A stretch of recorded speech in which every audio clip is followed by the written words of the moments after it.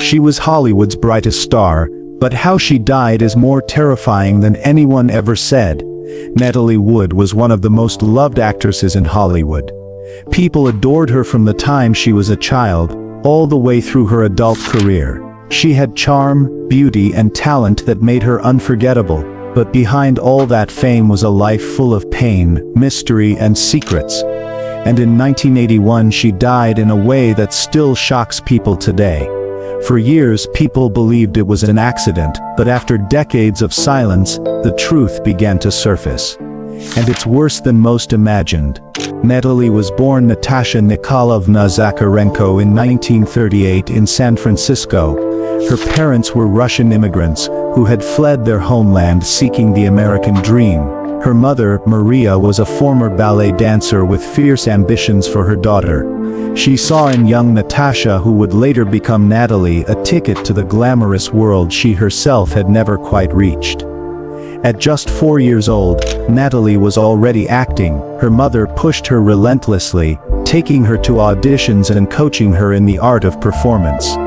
The family moved to Santa Rosa, California, where Maria worked tirelessly to get her daughter noticed. Her big moment came at age 8, when she starred in Miracle on 34th Street, alongside Maureen O'Hara and John Payne. The film was a massive success, and Natalie became a household name almost overnight. But unlike many child stars who faded into obscurity, Natalie continued acting into her teenage years and then as an adult. She made the difficult transition from child performer to serious actress, a feat that few in Hollywood have accomplished. She starred in hit films like Rebel Without a Cause alongside James Dean, West Side Story, and Splendor in the Grass. Her performances were emotional and real, drawing audiences into every character she portrayed. She became one of the top actresses in Hollywood, earning 3 Academy Award nominations before she turned 30. Her success came at a cost. The pressure of maintaining her career while growing up in the public eye took its toll. She struggled with the expectations placed on her, the constant scrutiny, and the challenge of finding her own identity outside of her carefully crafted public persona. Those who knew her well described her as sensitive, intelligent, and deeply caring, qualities that made her vulnerable in an industry known for its ruthlessness. Natalie's personal life was far from the fairy tale that Hollywood publicists crafted for the magazine. She married actor Robert Wagner when she was only 19 in 1957. To the world they looked like the perfect couple, young, beautiful, and successful. Wagner was a rising star himself, known for his charm and good looks. They were Hollywood royalty, the kind of couple that graced magazine covers and attended every important premiere. But rumors of trouble began early. Some said Wagner was jealous and controlling, unable to handle his wife's greater fame and success. Others whispered about his temper and possessiveness. In 1961, Natalie reportedly found out Wagner was having an affair with another man, a shocking revelation in an era when homosexuality was still largely hidden in Hollywood. The news devastated her. They separated and divorced a year later, sending shockwaves through the entertainment industry. After that, Natalie dated famous men like Warren Beatty, Michael Caine, and David Niven Jr. None of the relationships lasted. She was searching for something, love, stability, happiness, but seemed unable to find it. The pressure of her career, combined with her personal struggles, led to periods of depression and anxiety. She began seeing a psychiatrist, Dr. John Linden, who helped her navigate the complexities of her life. In 1969, she married British producer Richard Gregson. They had a daughter, Natasha Gregson, who would later become actress Natasha Gregson Wagner. For a while it seemed like Natalie had found the peace she was seeking, but by 1972 they had split too. Gregson's career kept him traveling, and the distance strained their marriage beyond repair. Then something unexpected happened. Natalie went back to Robert Wagner. They remarried later that year and had another daughter, Courtney. Friends and family were divided about the reunion. Some believed they had worked through their problems and found their way back to each other. Others worried that the same issues that had destroyed their first marriage would resurface. For a while it seemed like Natalie had found peace. but rumors never stopped swirling around her personal life. In 2015, a former FBI agent claimed he had a secret affair with Natalie from 1973 to 1977, even while she was married to Wagner. His story added more confusion to an already complex life, suggesting that Natalie was still searching for something her marriage couldn't provide. Those close to Natalie described her as someone who craved genuine connection and understanding. She was known for her kindness to crew members on film sets, her generosity to friends, and her dedication to her daughters. But she also struggled with insecurity and fear, particularly her lifelong phobia of dark water, which would become tragically significant. The fear of water had haunted Natalie since childhood. Her mother had told her a story about a gypsy fortune teller who warned that she would die in dark water. Whether this was true or a later embellishment, the fear was real. Natalie rarely swam and never went near water alone. She was known to be extremely cautious around pools, lakes and the ocean. Then came the night of November 20. Natalie, Wagner, actor Christopher Walken, and their boat captain Dennis Davern were on a yacht called the Splendor. They were near Catalina Island, off the coast of California. It was supposed to be a relaxing trip, a break from the pressures of work and a chance to enjoy the company of friends. Walken was there because he and Natalie were co-starring in a film called Brainstorm. The movie was nearly complete, and this trip was meant to be a celebration. But something went wrong. By morning, Natalie was dead. Her body was found floating in the water. She was only 43. The official report said it was an accidental drowning. According to the initial investigation, Natalie had tried to secure the yacht's dinghy, which was banging against the boat. She had somehow fallen into the water and drowned. But the story didn't make sense to those who knew her. Natalie was afraid of dark water, she never went swimming alone, and she couldn't swim well. People wondered why would she leave the yacht at night by herself. The boat captain, Davern, said there had been a fight between Wagner and Natalie earlier that evening. He later claimed Wagner got angry and smashed a wine bottle. There were bruises on Natalie's body, scratches, signs of struggle. The official investigation noted these injuries, but attributed them to her attempts to climb back onto the boat or the yacht's dinghy. Still, the case was closed quickly, too quickly, many believe. The Los Angeles County Sheriff's Department seemed eager to wrap up the investigation, perhaps influenced by the high-profile nature of the case and the pressure from powerful Hollywood figures. But fans, family and reporters never stopped asking questions. The initial investigation was criticized for its lack of thoroughness. Key witnesses weren't interviewed properly. The scene wasn't secured adequately, physical evidence was limited. The coroner's report raised as many questions as it answered. How did Natalie end up in the water? Why were there so many bruises on her body? Why did it take so long for anyone to notice she was missing? For 30 years the case remained closed. Wagner remarried and continued his career.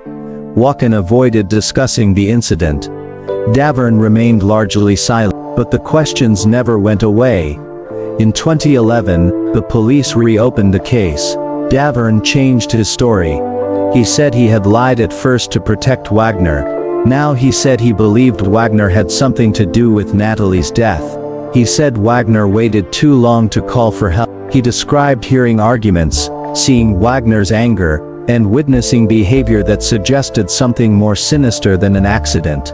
In 2012, the coroner changed the cause of death to drowning and other undetermined factors. That meant something more had happened. The bruises on her arms and legs were not explained by an accident. They looked like she had been hit or grabbed. The story was no longer just about drowning, it was about what led to it. The new investigation revealed disturbing detail. Natalie had been drinking that night, but not excessively. She was found wearing a nightgown and socks, strange attire for someone who was supposedly trying to secure a boat. The dinghy was found a mile away from where her body was discovered. Most troubling, there were fresh bruises on her arms and legs, and a scratch on her neck. Then in 2018, Robert Wagner was named a person of interest. That meant police believed he could be connected to her death. Wagner refused to talk to investigators. Wagner also stayed quiet. Their silence made things worse. People wondered why wouldn't they help solve the case. Some experts began using game theory to explain the behavior on the yacht. Game theory is the idea that in high-pressure situations, people make choices to protect themselves. On that boat were 4 people, all with something to lose: careers, reputations, even freedom. If someone made a mistake or did something wrong, the others might stay silent to protect themselves. That's what many believe happened. Wagner and Wood had a long, complicated relationship. They loved each other, but there was also tension and jealousy. Some say Wagner was upset about Wood spending time with Wagner. That night, emotions may have gotten out of control. According to Davern, there was shouting, a fight, and then silence. After that, Natalie was gone. Over the years, different witnesses came forward. Some claimed they heard screams from the yacht that night. Others said they saw people arguing.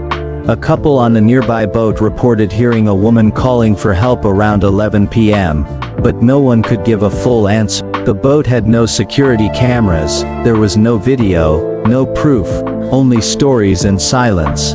One particularly haunting account came from Marilyn Wayne, who was on a boat anchored nearby.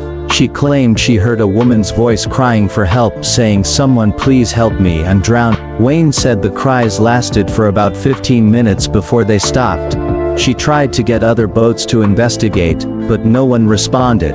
Another witness, Don Whiting, was on a boat in the area and reported seeing the Wood yacht earlier that evening. He described unusual activity and what appeared to be arguing voices carrying across the water.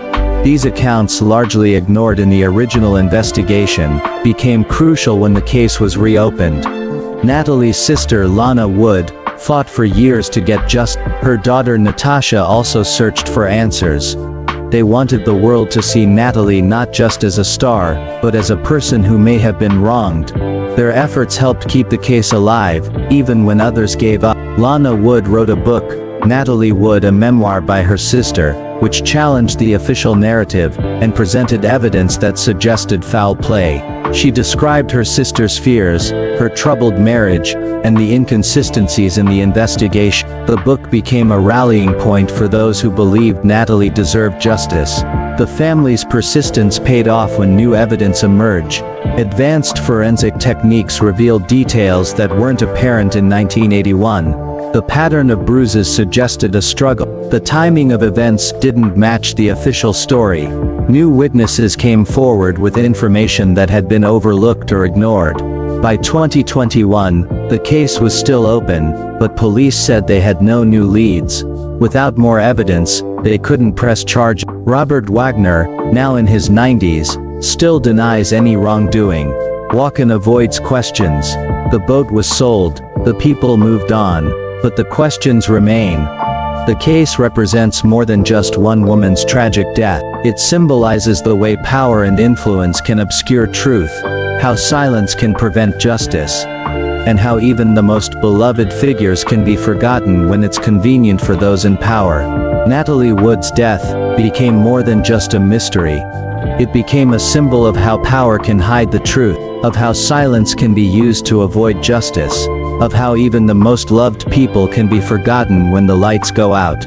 She was a mother, a daughter, a friend, a star. She didn't deserve to vanish without answers. After all these years, we may never know exactly what happened, but we know it wasn't just an accident. The bruises, the silence, the lies, they all point to something darker, and the saddest part is that it could have been prevented.